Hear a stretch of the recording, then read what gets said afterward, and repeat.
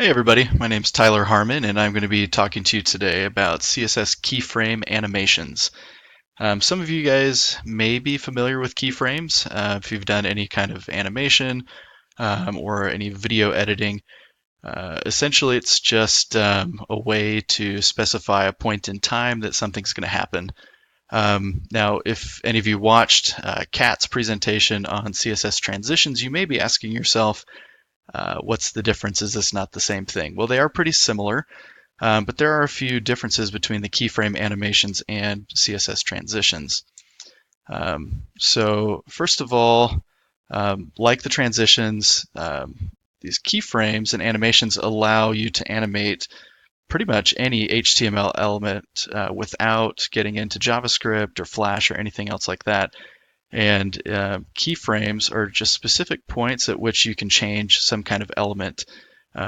In film editing, it'll be just on a timeline, and you can specify a certain time when some kind of effect will happen. And it's kind of like this map.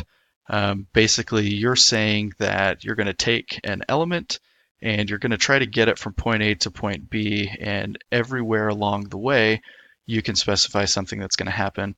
And that's one of the main differences between keyframe animations and CSS and the transitions, is that in transitions, you're limited to only two keyframes, from and to, where with CSS, you actually have quite a bit more flexibility and pretty much unlimited options in what you want to do. So to start off, basically you have to bind an animation to an HTML element. And you also have to call or give your animation an animation name and specify a duration. And to start it off, you start with a declaration at keyframes, and then you name your animation, and then you'll go through and you define all the keyframes. As I mentioned before, you can use from and to like in transitions, but you can also use percentages, which gives us a lot of flexibility. And before we jump in, I'm going to show you guys a list of all the different animation properties that we can do in CSS. So the at keyframe starts it off. Animation delay is pretty self-explanatory. That delay is going to be in seconds. The direction will tell you. Well, I'll get into a lot of these things as we go forward. So in CodePen, I have some very basic HTML and some CSS already stubbed out that I can show you. So we've got our example box down here, and we've set it to yellow, and width and height, they're all set. Down here, we've declared at keyframes, and we've named this animation example. So the first thing that we need to do is we need to go up to animation name, and we need to type in example so that it's calling that. Now with that name, if I run it, nothing's going to happen because I haven't specified an animation duration. So by default, that is 0 seconds. So let's say we're going to go 4 seconds. And down here, I've used the from and to like you would do in the transitions, and we're going to change the background color from yellow to blue over 4 seconds. So let's see what that does.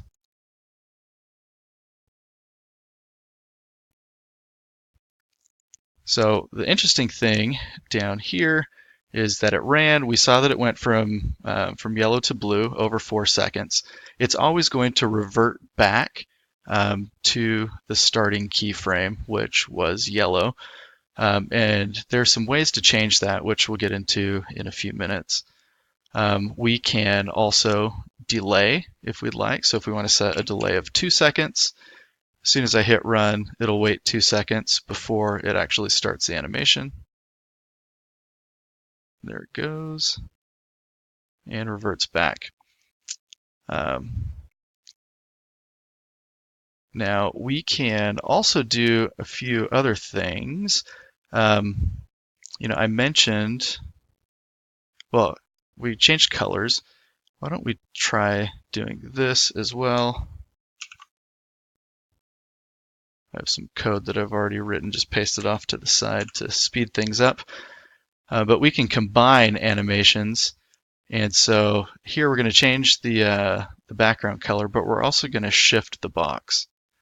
And I'm going to take off the delay for now. Let's see what happens. So kind of cool, you can do multiple animations at the same time. So while we're moving from left to right, we're also changing the background color.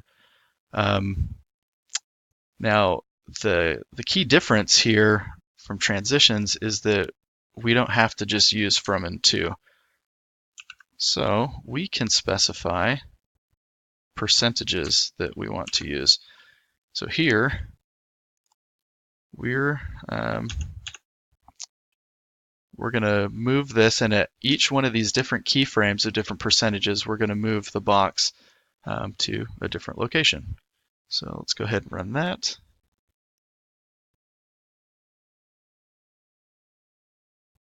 And so that gives us a ton of options besides just from and to. We can specify pretty much infinite possibilities here of what we want to do, and that ran over 4 seconds. And we can also add a color change to that as well at the same time. So let's see that.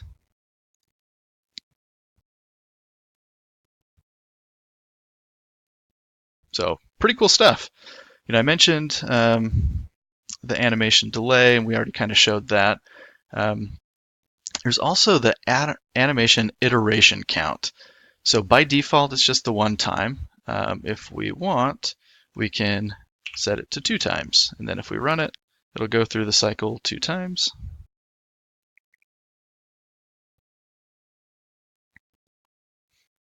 And you can set any number for your iteration, including infinite.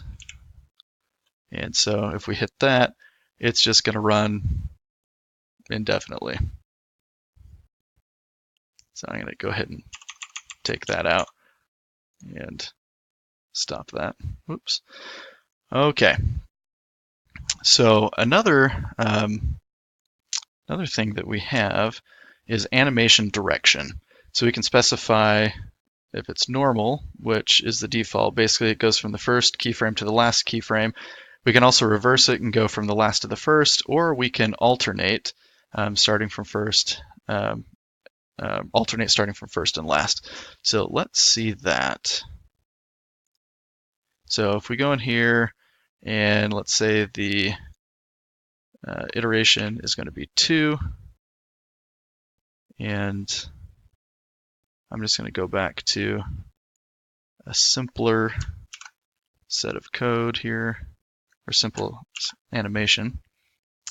And then for the direction, I'm not going to do normal because we've already seen that, but if we start with reverse, you'll see it's here at, the default is yellow, but if we hit run in reverse, it starts all the way over to the right and moves back and changes from blue to yellow.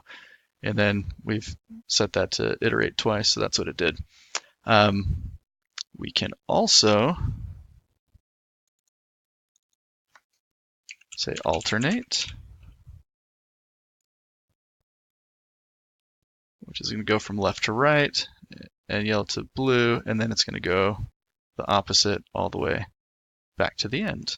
And there's another one that you can actually do called alternate-reverse, which will do the opposite.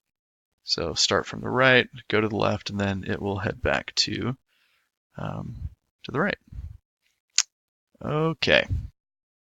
So we also have something called animation fill mode. And this is a cool thing because, as I mentioned earlier, whenever you run an animation, it will default back to the first keyframe, unless you do this animation fill mode. So forwards, if you put that in there, it will retain the style from the last keyframe, and it will just stay where it ended up.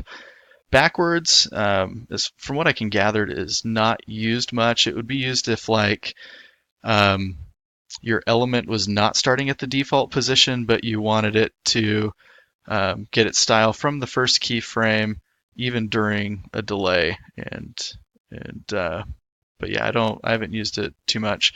And then if you use both, it'll follow both of the rules. So let's go check that out.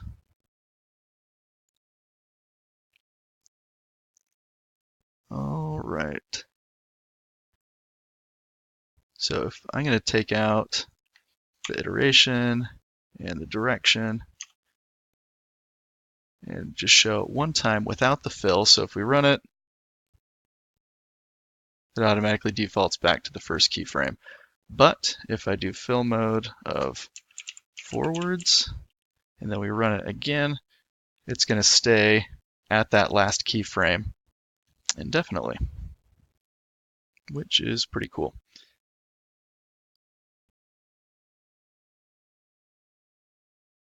All right. And then the last thing that we have is animation timing function. And Kat also explained some of this in her presentation. So ease is default, and so it's going to be slow start, then it speeds up, and then it goes slow. Linear is just going to be the same from start to finish. Ease in, starts out slowly and then goes normal speed. Ease out is the opposite. And then if you want ease in and out, then the middle section is going to be normal speed with the beginning and ends slower. Now the cubic Bezier, you can specify specific positions. You can define your own values, so you can get really specific timing if you want to do that. So let's go back here, and I'm going to take off the forwards and just kind of show you if we do ease, which is the default. If we do ease dash in, then it'll start off slowly and then speed up.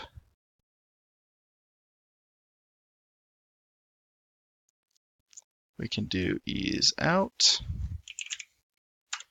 It'll go normal and then slow down.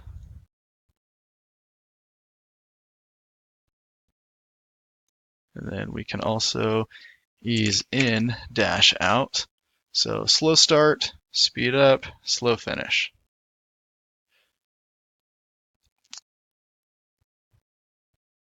Anyways, there's quite a bit here with the animations. I had a ton of fun learning about them, and hopefully this is helpful to you guys. There are tons of other animations that you can do, all kinds of transforms on the X and Y axis and anything else. This is just really kind of scratching the surface. But I hope you enjoyed it, and let me know if you have any questions. Thanks so much.